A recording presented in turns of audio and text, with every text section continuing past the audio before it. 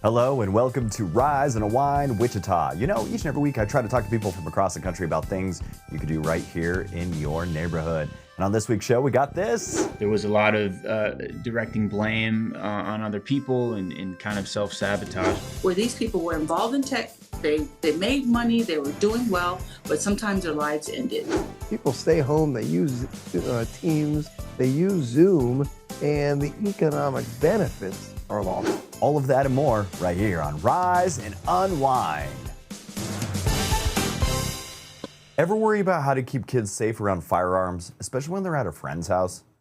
For the fourth year in a row, firearms are the leading cause of death for children and teens in the United States. Today, we're looking at practical research-backed ways families can reduce risk at home and in our communities. Joining us is Dr. Lois K. Pediatric Emergency Physician and Chair of the AAP Council on Injury, Violence, and Poison Prevention. Welcome to the show, Dr. Lee. How are you? I'm doing well. Thanks for having me. All right, we've heard firearms are now the #1 cause of death for United States kids and teens. Can you put that in context for families watching? Yeah, when you want to break it down, it essentially leads to an equivalent of a school bus full of children dying every 2 days due to firearms. But we know that research is really key to helping us figure out what are the best approaches to address this issue with evidence-based solutions that work. What does the research tell us that actually works to keep children safer at home and in other homes they visit? So research tells us, first of all, having unauthorized access to firearms is definitely a risk factor. And so what we know is by securing firearms more safely in the home, we can decrease the risk both for unintentional or accidental shootings, as well as intentional firearm deaths from things like suicide and homicide. For parents and caregivers, what are the most important steps today? Safe storage basics, conversations with other parents, or what else? All of those things. So in your own home, one way to secure your firearms is to have them unloaded and lock away your firearm and your ammunition separately, of course, in a way that your children can't get them, like with a gun lockbox or a firearm safe. But as you mentioned, it's also important to talk to family and friends where your children go to other people's homes about how they secure their firearms, just like you would talk about food allergies, wearing bicycle helmets, and wearing seatbelts in the car. Beyond the home, how does ongoing research help communities choose the right interventions? Like how seatbelt research shaped the car industry. Absolutely. Research was really essential in showing us what are the effective interventions like seatbelts and car seats that have significantly decreased car crash injuries and deaths throughout the U.S. And we don't have that research for firearms, although certainly in the last 5 years, through federal investments, there are dozens of states with multi-year projects across 27 different states that are helping us answer this question in communities across the U.S. So where can families find clear guidance and resources that they can trust? Yeah, if you want to learn just more about firearm research, you can visit researchgunviolence.org. But to learn more safety tips around firearms, but also general safety and health for your children, please visit healthychildren.org. Dr. Lee, thanks for joining us this morning. Thank you so much for having me. What if instead of dying, you could be uploaded into a digital afterlife, complete with luxury, tech, and maybe a few glitches? Well, that's the wild setup of Upload, the sci-fi comedy from Greg Daniels, creator of The Office, Parks and Rec. The show imagines a future with holographic phones, AI assistants, and even 3D food printers, where the afterlife is just another subscription plan. The 4-part finale is now streaming on Prime Video, and joining us is comedian and actress Zainab Johnson, who plays Aleesha. Welcome to the show, Zainab. How are you? I'm pretty good. Thank you so much for having me. All right, the finale is here. What can fans expect from these last 4 episodes without giving away too many of the spoilers? The fans can definitely expect closure. They can expect us taking everything that they've seen throughout the series, seasons 1 through 3. They can expect that to be heightened, but also definitely closure. So really big comedic moments, really big fun moments, stunts, of course, introducing new technology, kind of like solving a mystery, but also in terms of like the will they, won't they, the love story between the trouble of Nathan, Ingrid, and Nora. I think the fans will appreciate a bit of closure in that department. And Aleesha's been through so much in Lakeview. How did you want to see her story land in this kind of finale? I really enjoy seeing Aleesha succeed. I feel like that was important to me, and I think that that was important to show, because Aleesha, in a very different way, is like a morality character. You know, like she often battles with like doing the right thing for the right reasons or the wrong reasons, et cetera, et cetera. By this last season, her not only like, you know, getting a lot of promotions, but also sort of being a double agent in a sense and really sort of working within the system to sort of change it and fix it or protect the people from it. I think that was a wonderful way for me to sort of show how much she has grown. And Greg Daniels, I'm a huge fan. He balances humor and heart really, really well. What moments while shooting these episodes really captured that for you? The humor and the heart. In this fourth season, I mean, there's so many moments, but like in this fourth season, there's a scene where the AI guy is just, you know, he's kind of like distraught because his AI girlfriend, you know, has broken up with him. And it's such a silly scene. But Aleesha goes in and not only Aleesha and Luke, they go in and they comfort him through what is like a really, really silly, like in the essence of it, it's silly, but also the way it's filmed. It's like he's laying on the floor in an elevator and it's just like hitting his head, you know, like the physical comedy of it all. But for us to not really focus on that and to really just focus on like, oh, okay, well, he's having this human experience and he's feeling pain and sadness, and we have to help him through this. I feel like that's a really good example and one of my favorite moments this season of like balancing this like, you know, like really, really huge humor moments, but also like the heart of the show. And you're also not just Aleesha, you're also a stand-up comedian and a host. How does your comedy background shape the way you approach a character on screen? I mean, I'm always like trying to look for the funny, you know, like I'm always like, you know, like it's fun to be funny, although in the scene as the character, it's not really funny to you. You're playing it genuine. And that happens for me a lot on stage too. When I'm doing my stand-up, while the audience is like laughing really hard, I am typically like playing the jokes that I'm saying very straight or really living through the experience, which could have been like sort of like, I don't know, dramatic for me, but I'm allowing the audience to sort of laugh at it. And I feel like that has really helped me in terms of like, you know, acting, not just on Upload, but, you know, any other work as well. Zainab Johnson, thanks for joining us this morning. You can stream the complete 4-part finale of Upload right now on Prime Video. Share your favorite moments with hashtag UploadTV and follow @Upload on Prime for more. Zainab, thanks for joining me this morning. Thank you. Thank you so much for having me. We all know world travel is fun, but it's also serious business. Last year alone, it added nearly $3 trillion to our economy and supported jobs in every corner of the country. And with events like World Cup, the Ryder Cup, and the Olympics on the way, the U.S. has a once-in-a-generation chance to show the world a little bit of what we got. So here to talk about why travel matters so much and what needs to happen to keep America competitive is Geoff Freeman, President and CEO of the U.S. Travel Association. And welcome to the show, Geoff. How are you? Dan, thank you. I think you said it well in the tee up there. All right, well, there you go. Travel, it means more than just kind of getting away. I'm a huge travel fan, so why is it important for everyday Americans and not just to like fill the economy? Well, I think we know when you travel, you spend money. It helps with the economy, $3 trillion, as you mentioned last year. I think what goes underappreciated is how travel is the fuel that enables business to happen. It brings people together to do deals. Travel is what connects families, you know, grandparents and grandchildren. It's what keeps us together, the experiences we create. It's what strengthens communities, right? With bringing in visitors to see what those communities are all about. I think it's those aspects that go a little bit underappreciated.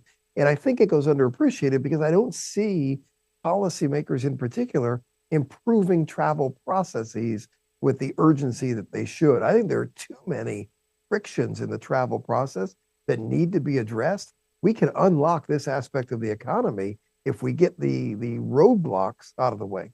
And a lot of people don't realize how travel touches like some of the other industries. Can you share some of those connections? Yeah, I think when you look at, when you look at healthcare, when you look at technology, when you look at manufacturing, what brings people together to do deals, what enables learning to happen from one another, what enables information sharing is meetings, conventions, conferences, all things that happen because of travel. Travel is the fuel that makes it happen. The more difficult we make travel, the less likely those things are to happen. The more we streamline the travel process, the more likely people are to be out on the road, in the air, getting deals done, driving this economy. Where we run into frictions, whether that's road, rail, or in the air, people stay home, they use Teams, they use Zoom, and the economic benefits are lost. And some of those big events like World Cup, Ryder Cup, Olympics, what kind of opportunities will those create for U.S. travel? We've got an extraordinary opportunity coming up over the next decade. You just mentioned several events. We've also got America's 250th birthday. We've got the Rugby World Cup, the Winter Olympics.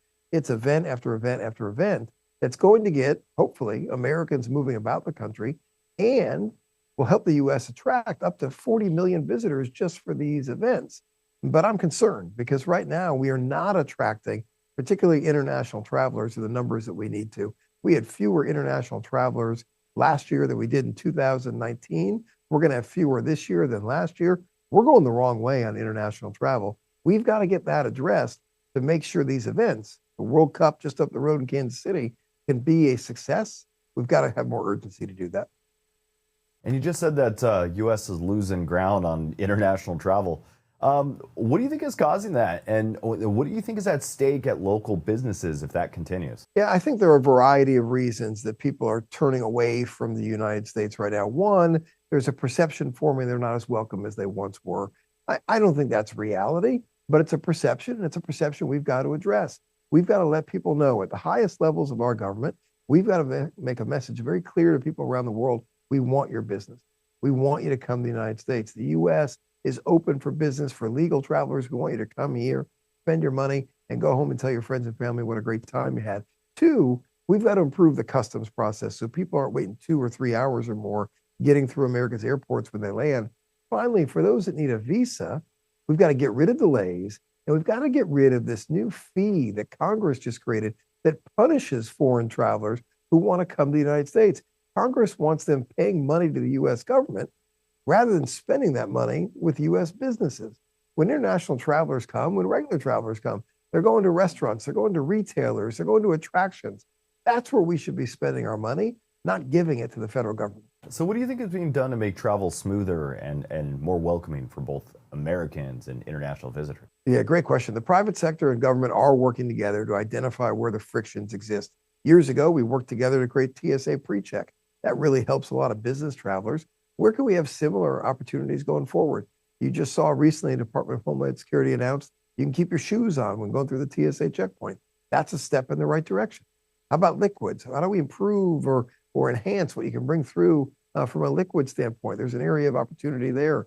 When it comes to delays and cancellations, how do we make sure that our air traffic control system is the envy of the world, the right number of air traffic controllers, the right technology? We've got room for improvement there to give travelers a better experience. I think American travelers in general should be more demanding of the industry, of government.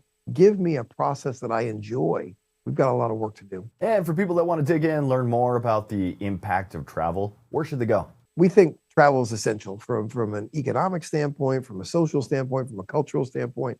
To learn more about it, visit showcaseamericantravel.org. Geoff Freeman, thanks for joining us this morning. Thank you. Losing weight isn't just about the number on the scale. It's about finding real support that works for everyday life. A new study from Hims and Hers show how digital care and personalized treatment plans may be helping millions of people do just that. Joining me today is Dr. Craig Primack, Senior Vice President of Weight Loss at Hims and Hers, alongside Sherri Anderson, who's here to share her own journey. So let's welcome them to the show. How are you two? Really great, thanks. Good, thank you. All right, Dr. Primack, what are the biggest takeaways from this brand new study? So Hims and Hers is excited to really release the first of its kind study on a personalized GLP-1 treatment plan. So what we did is we looked at a bunch of things. First is weight loss. So at 6 months, the average person lost 20.9 pounds, which ended up being about 10.3% of their overall weight. We know on the GLP-1 drugs that people tend to have a lot of side effects. And so a personalized plan can reduce those. And so overall, we saw only just under 11% of people had any kind of side effect. We asked them an interesting question. Do they have intolerable side effects? And we saw only 4.5% of people having intolerable side effects. In an earlier release study, not that we did, but they looked at the overall branded drugs in the country, and the average person at 6 months, 80% of people dropped off treatment. We studied our own patients on that, and we saw only 25% of people stop treatment. That's really exciting data to share with you. All right, Sherri, what inspired you to begin your weight loss journey, and what changes have you noticed beyond just the numbers? Well, I took a trip with my sisters to Europe, and what should have been just an incredible time wasn't, because I had difficulty walking, I had difficulty breathing, I was looking for places to sit down all the time, and I just couldn't enjoy myself and realized I needed to make a change. So I did a lot of research, and that's what led me to Hers. I thought, well, I'll try this. So I went through the process, got the medication very quickly. I started taking my doses on the 4th of July of 2024 and have never looked back. I've had such great assistance with my care team. I did have a little bit of nausea when I first started, and my care team was able to lower my dosage. So it isn't a one size fits all. It is very personalized. There's so much content and community on the app and on the website that it really does keep me engaged and keeps me on track. Some of the things that aren't tied to the scale are things like sleeping. I'm sleeping better. My self-confidence has come back. When I travel, I don't need to use a seatbelt extender. So those are huge wins for me. And I thank Hims and Hers every day for that. And Dr. Primack, GLP-1 medications are kind of in the spotlight right now. What should people know if they're trying to, or maybe considering this type of treatment? You're going to look for what we call today as a comprehensive program. Comprehensive really means 4 things. Number one, yes, it's the medication that you take, but that there's some kind of dietary advice. We have recipes and articles written by dietitians. The next is you need some kind of movement, something that works with you, that you can do on a regular basis. And the last is we have a whole bunch of content in our app and online that has to do with like reading a food label, ordering it in restaurants, and then all this stuff that are trackers like protein trackers and exercise trackers and sleep trackers and things like that. Having it all available at your disposal 24/7, 365. So how does digital care through Hims and Hers compare to like the more traditional in-person options? So right now, if you were to go to a weight loss specialist in the country, the average wait for your first visit is about 5 months, which is quite a long time. On ours, once you submitted your initial intake forms, it's about 3 hours until your medical provider messages back to you and you guys start working on a treatment plan, really saving a lot of time. We are a digital first platform, so you can fill out these forms really from the comfort of your own home on your computer or your phone. You can do it whenever works well for you, 24/7. And the last is you can then message with your care team with questions if you have problems or side effects, or really just what should I do in this situation, whenever you want from the convenience of your home. And Sherri, what would you tell someone in Wichita who's thinking about starting their own plan? I would tell somebody to just take a jump off the high board and get started. It will change your life. It has changed mine. It will give you your life back. So just take the chance and just get started. All right, you two, where can people go to learn more? For more information, visit forhers.com, forhers.com, or hims.com, hims.com. Hey, I want to thank you two for joining me this morning. Thank you. Thanks. Do you ever wonder what happens when love, family, and small town drama all collide?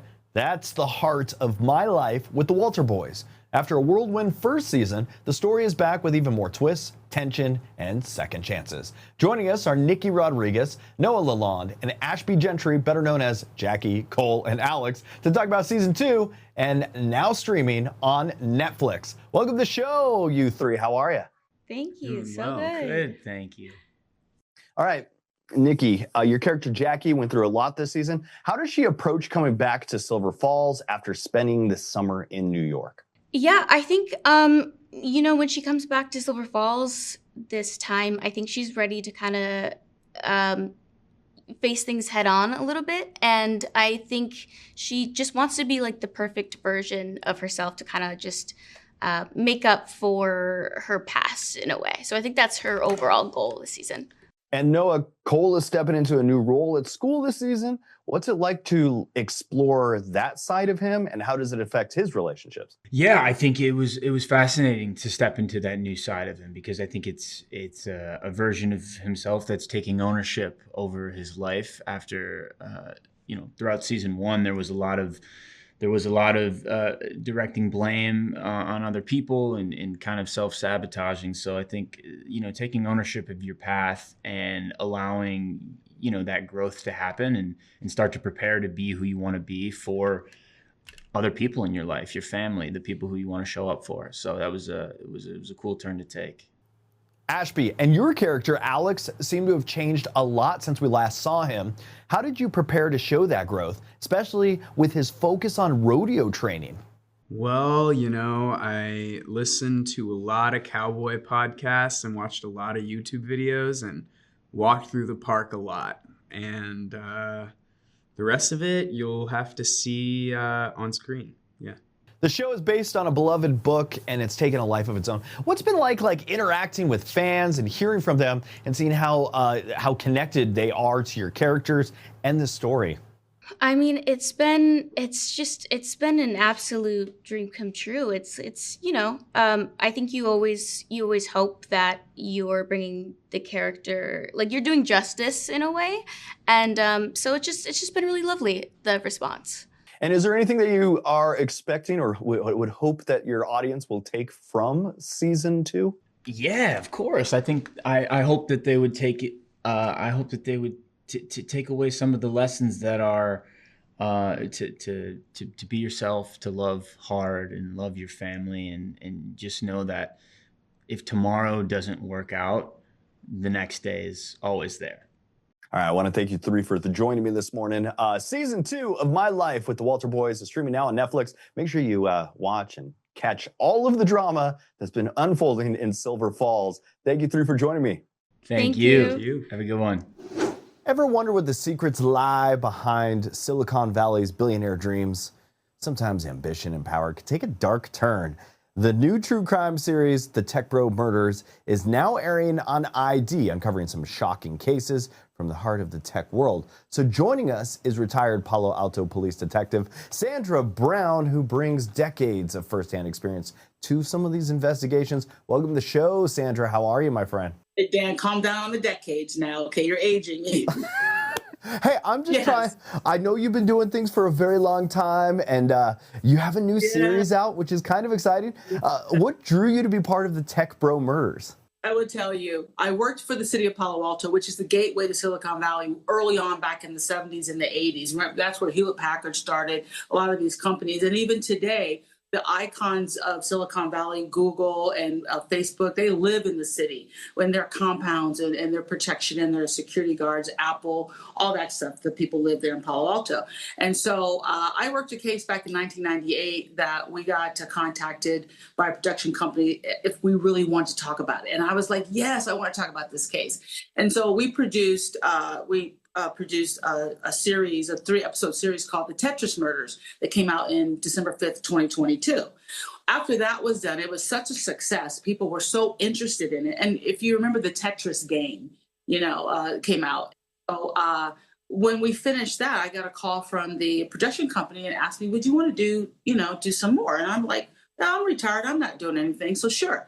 So we finished at the beginning of this year 6 episodes called the Tech Bro Murders. Now, the term Tech Bro goes way back to the beginning of those icons that started the tech boom in Silicon Valley in California, right? These people are multimillionaires. Some of them are still there. Some of them made it. Some of them didn't. And that's probably where people need to understand. They have this idea that if you can make it in Silicon Valley, your world is going to be perfect. This series lets you know that the grass is not greener on the other side. And so it really brings 6 cases where these people were involved in tech. They made money, they were doing well, but sometimes their lives ended. Sometimes people were killed. And, I think armchair detectives who are sitting at home are going to enjoy this series. Sandra, you're not supposed to be working when you're retired. Let me tell you, this is my 3rd career. I worked 30 years in law enforcement. I also did 15 years in working with law enforcement on implicit bias. And then this is my 3rd career. And it fell into my lap, and it's awesome and I love it. But it's very interesting. And again, I'm not having, I don't want people to think that this is all grand and wonderful. People lost their lives. And I've met family members and I've met friends of the people who are no longer with us. And in one of our cases, the 3rd case, Janine Harms, she's still missing. Her body is still missing.